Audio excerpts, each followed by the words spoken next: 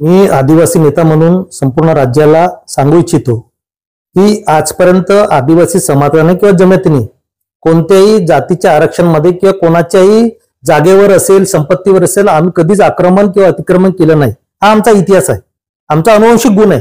साम्राज्यवादी वृत्ती ट्रायबलमध्ये नाही. मग जे अर्थ आम्ही कोणत्या समाजाला डिस्टर्ब करत नाही, कोणत्या आरक्षणाला धक्का लावत नाही, कोणाचं काही शोषण घेत नाही. शोषण वृत्ती आमच्याकडे नाहीये. मग असा जो समाज, जो प्रस्थापित समाज आहे बंजारा समाज, त्या समाजामध्ये आमचे मित्र पण आहेत. त्या समाजाला ऑलरेडी राज्य सरकारने 3% आरक्षण स्वतंत्रपणे दिलेलं आहे आणि विमुक्त जाती भटक्या जमाती अबकडे मिळून टोटल त्यांचं 11% आरक्षण आहे. विशेषतः राज्य सरकारमध्ये असा शासन निर्णय आहे की कोणत्याही प्रकारचे शैक्षणिक किंवा नोकरीची जागा असतील तर 11% जे 4 घटक आहेत, विमुक्त जाती अ आणि भटक्या जमाती क ड ब क ड, या सर्व जाती जमातींचं 11% इंटर एक्सचेंजिंग त्याचं होतं. म्हणजे या जमातीची जर जागा भरली नाही तर त्या जमातीला मिळते, या जातीची जागा भरली त्या जातीला मिळतं. म्हणजे 4 घटकांमध्ये 4 गटमध्ये त्यांचं आरक्षण फिरतं. 11% आरक्षण आहे ना, कशाला तुम्ही दुसरीकडे मागतात? जर आमचं 60% आहे, आमच्याकडे ऑलरेडी 160-70 आमच्या जमाती आहेत टोटल उपजमाती मिळून. आमची लिस्ट जरी 45 जमातीची असली तरी टोटल उपजमाती 150च्या आसपास आहेत.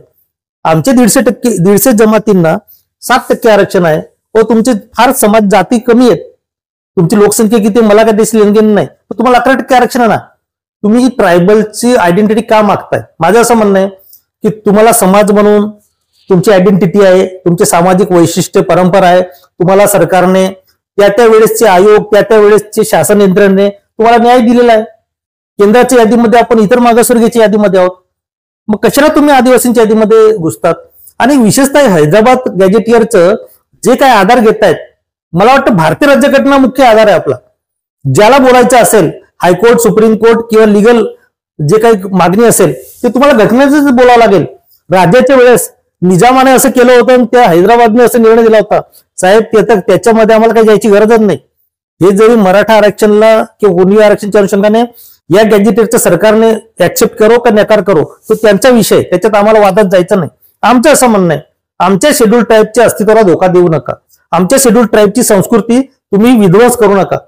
आम्हाला आरक्षण जे मिळतं त्याच्यामध्ये बी चोर घुसलेत, त्याच्यामध्ये बी खोटे दाखलेवाले खूप आहेत. खोटे जातीचे दाखले घेऊन लोकांमध्ये नोकऱ्या घुसल्या, आमचे हजारो नोकऱ्या हडप केलेल्या आहेत. आणि अशा अवस्थेत पुन्हा तुम्ही आमच्याकडे येत आहेत.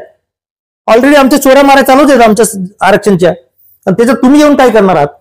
मित्रांनो, मी आपल्याला सांगू इच्छितो की तुम्ही तुमचं 3% आरक्षण, टोटल तुमचं 11% आरक्षण राज्यासाठीचं, आणि जे तुमचं ओबीसीचं आरक्षण आहे केंद्राच्या याच्यामध्ये 27% तुम्ही त्याच्यामध्ये खुशाल चांगल्यापैकी आरक्षण घ्या, चांगला अभ्यास करा, मोठे व्हा. कशाला ट्रायबलच्या मागे लागतात? आम्ही गरीब लोक आहोत, आमच्या कशाला सवलतींच्या मागे लागतात?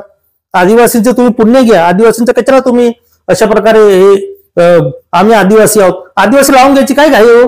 कोणता बी समाज उठतो ना आम्हाला आदिवासी जाहीर करा. कशासाठी? पण तुम्हाला नोकऱ्या पाहिजे का, शिक्षण पाहिजे का, आमच्या आमदार खासदार व्हायचं आहे का, काय व्हायचे तुम्हाला? यांचं मला ठाम आरोप आहे. ज्या जाती जमाती आदिवासीमध्ये समावेशनाची मागणी करतात ना, यांना केंद्र सरकारच्या ज्या आदिवासींच्या सवलती आहेत, केंद्र सरकारच्या मोठ्या मोठ्या नोकऱ्या आहेत, केंद्र सरकारच्या मोठ्या मोठ्या योजना आहेत, केंद्र सरकारचा जो मोठा निधी आहे त्याच्यामध्ये यांना इंटरेस्ट आहे. और राज्य सरकारमध्ये व्हीजेएनटीला जो बजेट आहे, अर्थसंकल्पाचा तरतूद आहे, ती कमी आहे. त्या समाजातल्या लोकांनी सरकारवर दबाव आणावा, सरकारकडून ते अर्थसंकल्पात तरतूद करून घेईल. कशाला आदिवासींचा पैसा, कशाला आदिवासींच्या अर्थसंकल्पात तुम्ही हात घालतात? तो आमच्या हक्काचा निधी आहे ना, तो आमचा घटनात्मक निधी आहे, घटनात्मक आमची तरतूद आहे, घटनात्मक योजना आहेत, त्याच्यामध्ये कशाला घुसतात? मुख्य 4च आरक्षण आहेत ना, 4च गोष्टी करतायत. एक शैक्षणिक आरक्षण, नोकरीचं आरक्षण, एक राजकीय आरक्षण आणि योजनांमधलं आरक्षण, ज्याच्यामध्ये सवलती असतील. तुम्ही या 3-4 गोष्टी करा. आमच्या ज्या घटनात्मक आहेत त्याच्यामध्ये तुम्ही घुसू नका, तुम्हाला काही मिळणार नाही. जे तुमचे राजकीय नेते कोणी भाषणं देऊन तुम्हाला आंदोलन करायला लावतील, माझी विनंती बंजारा समाजाला, तुम्ही कृपया काही करू नका, तुम्हाला काही यश मिळणार नाही. हे मी नाही सांगत, आम्ही धनगर समाजाचे असेच नेते लोकांनी समाजाला असं दिशाभूल करून धनगर समाजाचे सरकारवर दबाव आणला, सरकारला ब्लॅकमेल केलं. काय झालं? हायकोर्ट, सुप्रीम कोर्टामध्ये आम्ही लढलो. मी स्वतः पद्माकर वडे, माझी आदिवासी हक्क संरक्षण समिती संघटना आहे, आम्ही जिंकलो. आमचे वकील, म्हणजे कायद्यामध्ये किंवा कायद्याची तरतूद असेल, आमचा अँथ्रोपॉलॉजिकल मानवशास्त्रीय दृष्ट्या जो अभ्यास असेल, वेगवेगळ्या आयोगाचा जो अभ्यास असेल, वेगवेगळ्या प्रशासकीय रिपोर्ट्स असतील, त्याच्यामध्ये इंटरेस्ट आहे. निजाम, हैदराबाद निजामशाह याच्याशी काही लेनदेन नाही. हे राजेशाहीचे कायदे आहेत ना, भारतीय राज्य घटनेला लागू नाही होणार. रेफरन्स वापरा, संदर्भ वापरा. आदिवासींना काही लागू होत नाही. आदिवासी घटनात्मक बंधनात आहे. आदिवासीचे जे आर्टिकल 342 आहे तिथे ज्या ज्या जमाती तुमच्यातल्या काही जमाती दुसऱ्या राज्यात असतील ना, ते इथे नाही सवलत घेऊ शकत. तुम्ही तिथं जाऊन सवलत नाही घेऊ शकत. आम्ही नंदुरबार जिल्ह्यातले आदिवासी आहोत. आमचे नातेवाईक गुजरातमध्ये आहेत, त्यांना आम्ही सवलत देऊ शकत नाही. आमच्या जमातीची भिल जमातीचे आम्ही सवलत देऊ शकत नाही.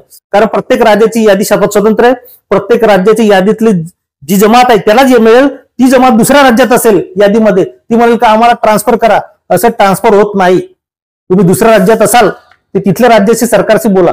इथल्या राज्यामध्ये करा असेल तर इथल्या राज्यातले नियम, इथली संस्कृती, इथले सर्व लागू पडेल, इथली समाज व्यवस्था लागू पडेल.